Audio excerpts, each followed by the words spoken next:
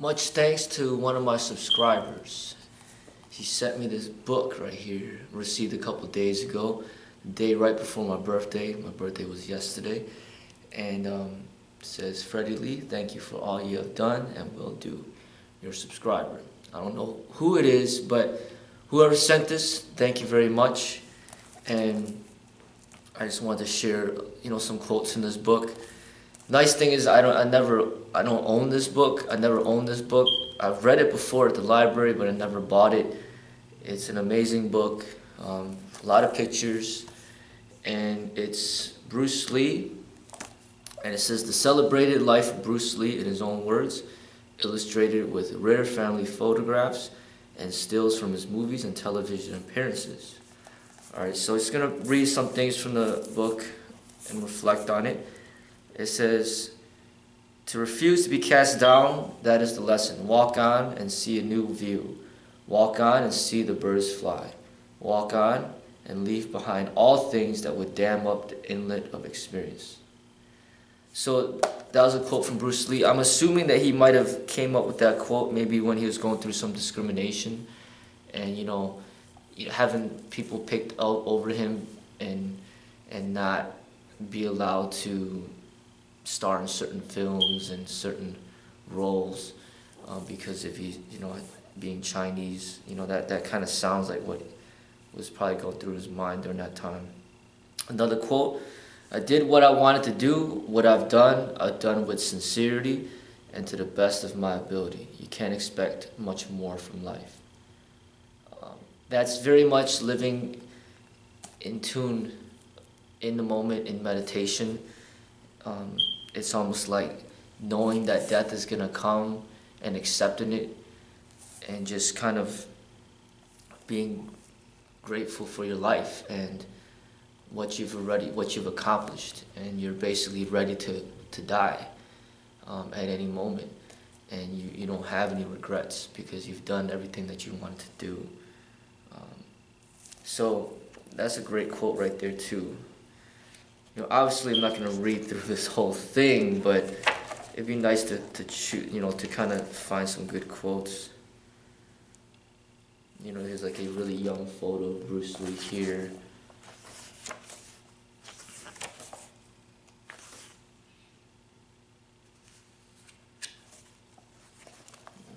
More photos. It's like a lot of photos in here.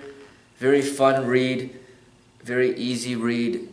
Probably one of the best books that you could get in order to get an introduction to Bruce Lee's teachings.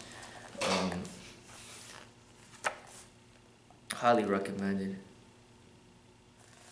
When you get into a fight, he says, when you get into a fight, everybody reacts differently. So a lot of his teachings is about being spontaneous, I've always been a martial artist by choice, an actor by profession, but above all, am actualizing myself to be an artist of life.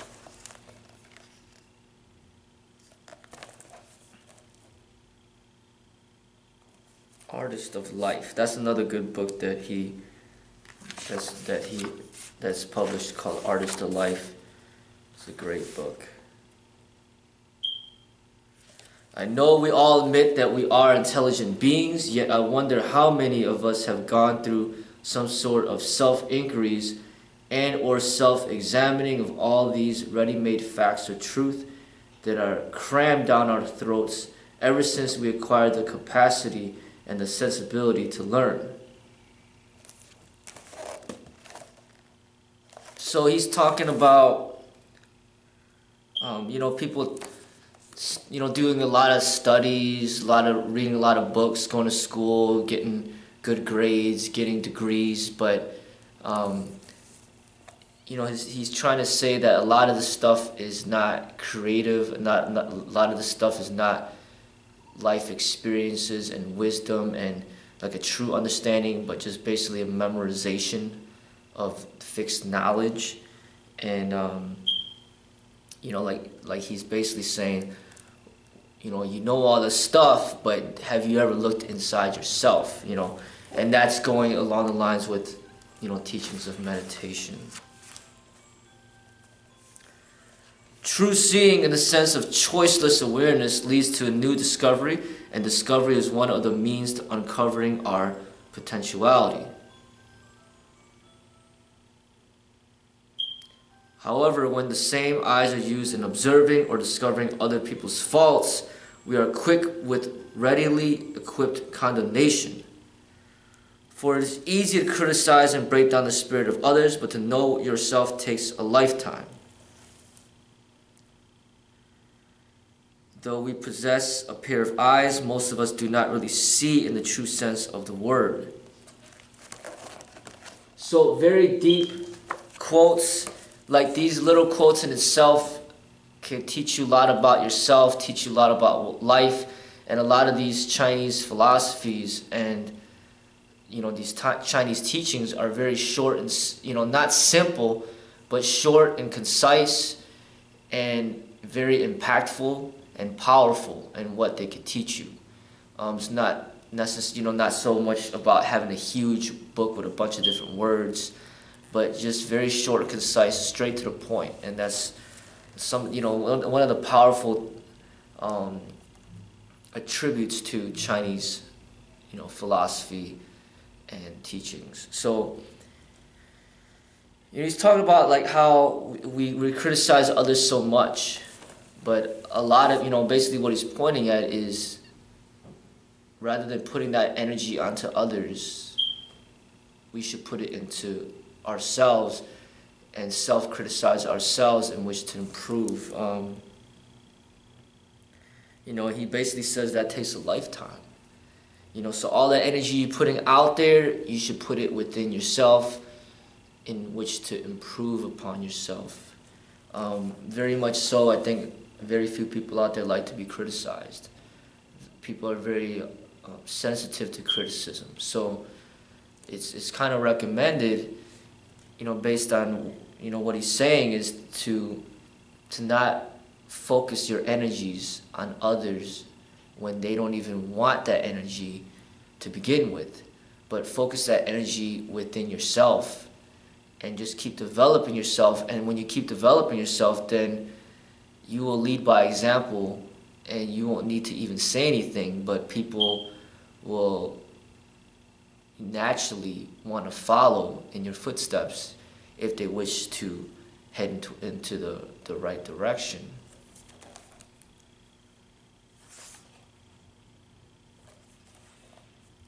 Everybody thought I had better go into physical education, since the only extracurricular activity that I was interested in from my childhood until I graduated from my secondary school was Chinese martial arts.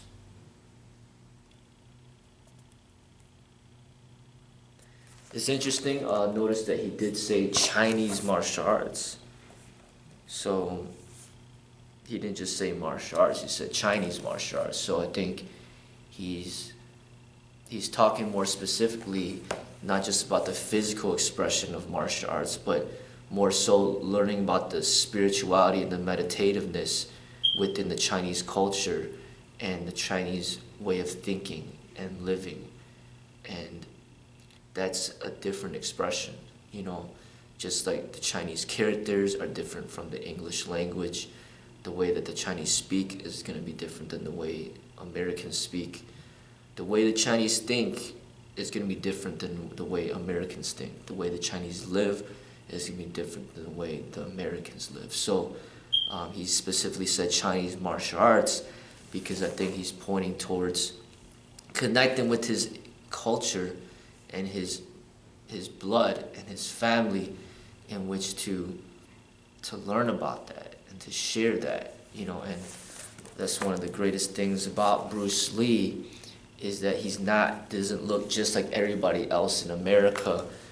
He's very unique, the way that he looks, the way that he thinks, the way that he expresses himself as an artist. It's all different, and that's what made him very much special. And it boils down to his Chinese heritage and where he came from and where his parents came from and where his great grandparents came from.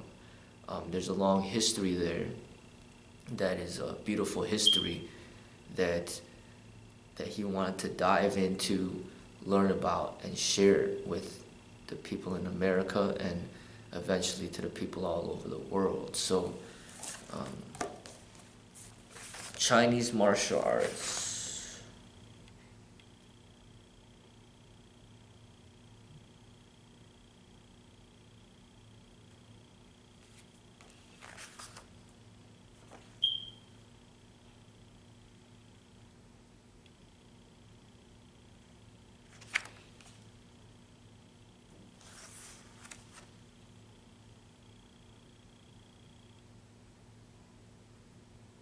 Fighting is not something dictated by your conditioning as a Chinese martial artist, a Japanese martial artist, etc., etc. So, basically, he's just saying that the fighting is just something natural and spontaneous. It doesn't matter if you're Chinese or Japanese or Korean or Thai or American. Fighting is just real, raw, and spontaneous. So in the animal world, there's no such thing as like Chinese, fighting, Japanese fighting, American fighting. But there are animals that are different shapes and different sizes, and they just respond spontaneously and naturally in which to defend themselves. So he's basically talking about not allowing yourself to be conditioned to be limited by any specific culture or way or style or expression, but to just respond immediately to the situation.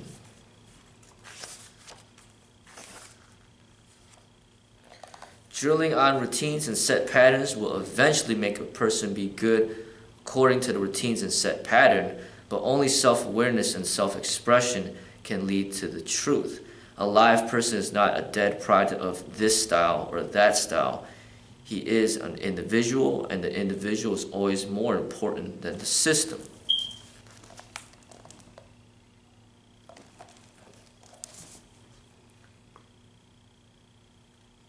Okay, so drilling on routines and set patterns will eventually make a person good according to the routines and set pattern.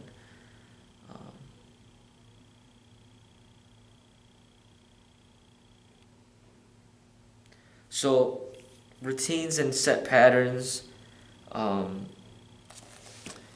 can be a way of a method of training, and people that create their own routines and set patterns into their individual needs, like that is of ultimate importance. So meaning like if you create a routine, a set pattern, and you try to make it for everybody, it's impossible because everybody's different. So if I make a routine that's good for me, it might not be good for this other person because this person might be, focused on skill sets in basketball, or this other person's focused on their skill sets in wrestling, or another person's focused on their skill sets in football.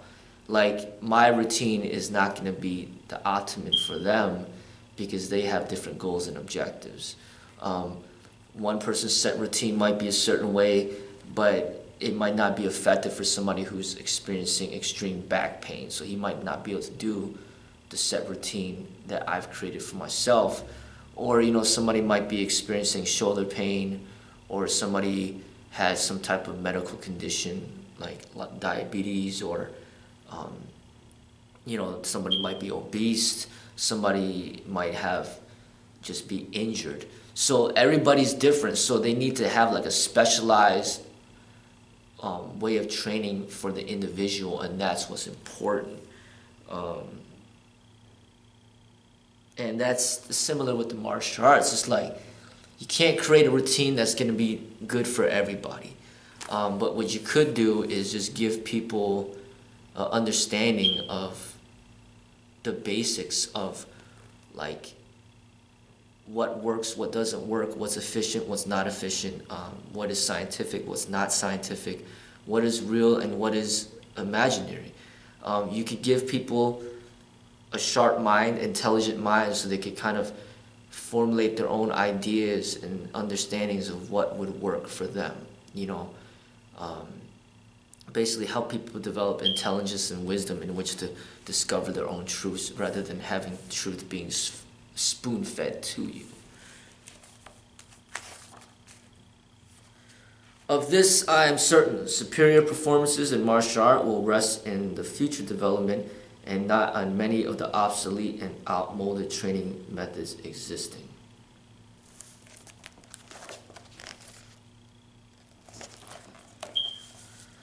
Superior performances in martial art will rest in the future development and not on many of the obsolete and outmoded training methods existing. So basically, through his science, his research of the martial art methods, he discovered a lot of flaws, a lot of things that weren't practical and useful, and so he's talking about that it needs to be further developed, and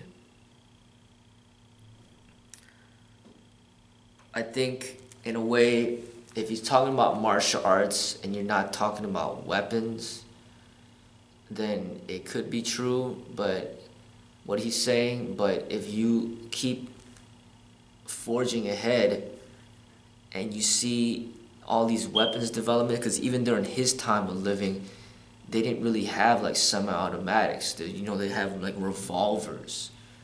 And then now, as all these years pass, the technology, with the cell phone, the internet, and with these semi-automatic pistols like the Glock, and having 10 rounds, 15 rounds, and then automatic weapons, and now you got AR-15s, and you got all these technology with firearms that just keeps going, progressing. It's making what Bruce Lee was practicing back then, is making that obsolete, or it's already made that obsolete. So it doesn't matter how talented and skilled you are in unarmed combat. Nowadays, people are using guns. People have cars. They do drive-by shootings, and they'll kill people in very intricate ways. Like they might inject the AIDS virus into somebody and then make it seem like the person died from AIDS, but then they were pretty much wrestled down and held down, and then injected with a syringe, and then they die from AIDS. And there's just some crazy methods of assassinating people. They said that the government put Osho in a prison cell and put his bed full of radiation, and then he ended up getting cancer from it and then dying early. People could set up arrangements to have a meeting with somebody, and then all of a sudden just push them up over the rooftop and then claim that the person committed suicide. Or they maybe people have, go to somebody's home and then get them to overdose on drugs, and then they make it seem like it's an accident. I mean, there's just so many kind of intricate ways for people to assassinate people with like no traces, and with all these guns out there in this world, these drive-by shootings, all these killings and everything, is making the scientific combat of what Bruce Lee was expressing, the unarmed combat, it's made it obsolete. Like if you want to kill somebody, you don't really kill them with your bare hands anymore. You kill them with weapons, or you kill them in a very like a discreet way to make it seem like it was an accident. People might know that this person likes to ride their bicycle at a certain street and a certain time in a certain location, and they might just run them over with a car and they just take off, and then the person's dead, and then they don't know who did it, and it's just a lot of ways to kill somebody that's not involving punching and kicking and all these other things. And but you know, all this time has passed and it's made Bruce Lee's expression kind of traditional in a way. And you know, looking at this book and reading his writings, it's almost like we're learning to appreciate the traditional opposed to the modern, because the modern right now is just so gruesome, you know, so unspiritual, so unmeditative that we don't want to be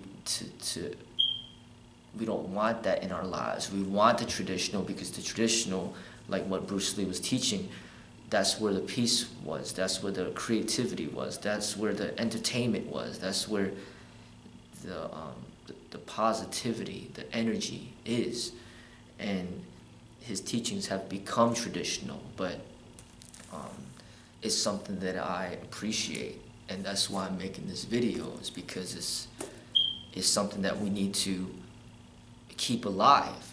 Because if we don't have books like this, we don't read books like this, and we don't look back at his life, now we're stuck into what we see around us, and all we see are like killings and shootings and people just going into a building and just killing people, 15 people, because they're just having a bad day, or they just feel like it.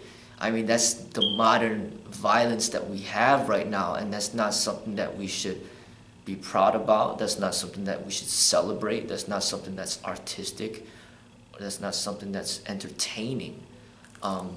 But the way of Bruce Lee, the traditional way of him, is something that we can appreciate, something that we could aspire to, something that we should remember, you know. So, you know, that's what I think about, you know, when I read that. Really, there's no rigid form in Jeet Kune Do. All that there is this understanding. If the enemy is cool, stay cooler than him. If the enemy moves, move faster than him.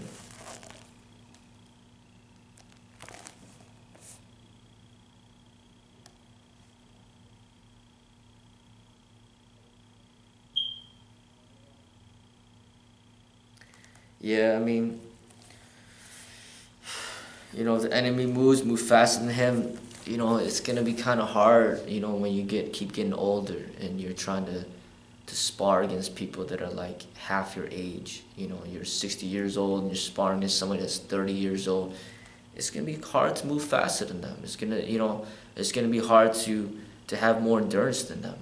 You know, so, you know, you do what you can, but sometimes you might have to use your intelligence, your experience, your wisdom to overcome the situation. So using your mind to achieve success is very important, you know. Be concerned with the ends, not the means. Master your own manipulation of force. Interestingly enough, you know, he's doing this sparring with this guy in here, and then he clearly has an open hand as he's striking his face, and that's exactly how I spar. I don't want to actually hurt the person, so, you know, rather than punching him, you know, I just hit him in the side or tag him in the side of the head with an open hand. That's exactly what he's doing in this picture. You know, and it's just great to see that my methods of sparring is very similar to what he was doing back then as well.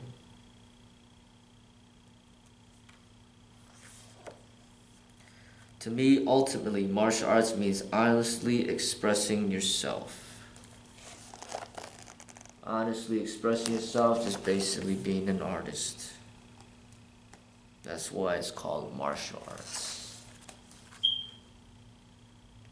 When the opponent expands, I contract. And when he contracts, I expand. So he expands, it's like he's attacking you. You get defensive. And then he contracts, you expand, you attack back. So it gets me to think about.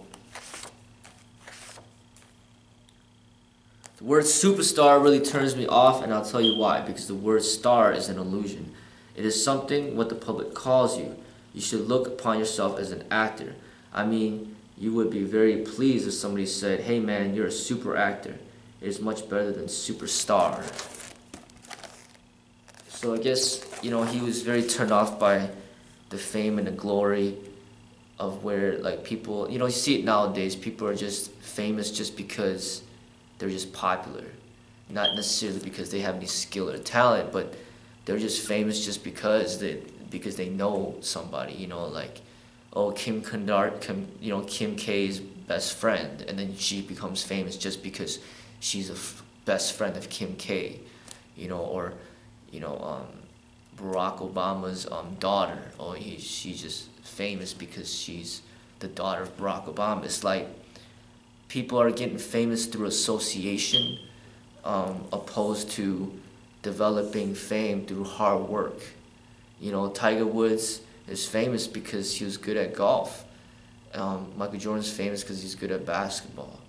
You know, if you're famous because you're a great actor, that's a good thing. But if you're just famous just because you got into the crowd, because you know everybody in Hollywood, or because you've been in a movie, but you're not actually skillful, then that's not something to be proud about, because it's just kind of like famous through association. You're just in the popular crowd and you didn't work hard. You're just somebody that became fortunate enough to know somebody. Well, that's where I had to end it. Got somebody here, but here's the book. Thank you everybody for all your support.